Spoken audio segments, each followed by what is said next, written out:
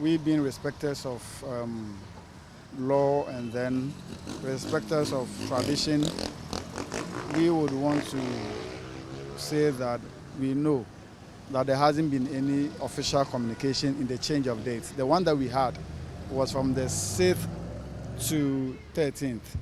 So we will be here on the 13th of December to pay our last respect to the late Charles Daddy Lumba, in whose name we as a group exist. We are related to Lumba as a brand.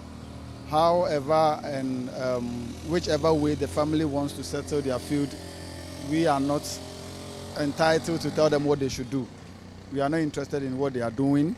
All that we are interested in is we would have the man laid to rest in a very respectable and peaceful way, and we don't want to be a party to everything that is going on. Any day that the funeral will come on, we will show up and then pay our last respect to him. So we are in preparations. We are still on course, waiting for 13th December until there's an official communication from the family and then probably the traditional rulers who are in charge of making sure the arrangements are done. If they tell us they've changed the dates, who are we? We will comply, but until then, we know it's 13th.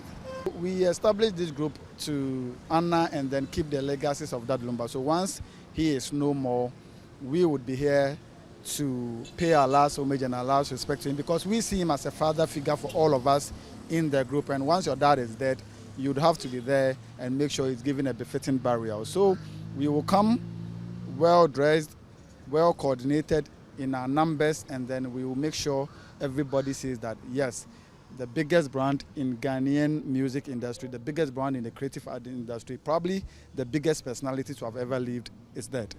We cannot pretend we cannot pretend to behave as if we don't know what is happening. We all know.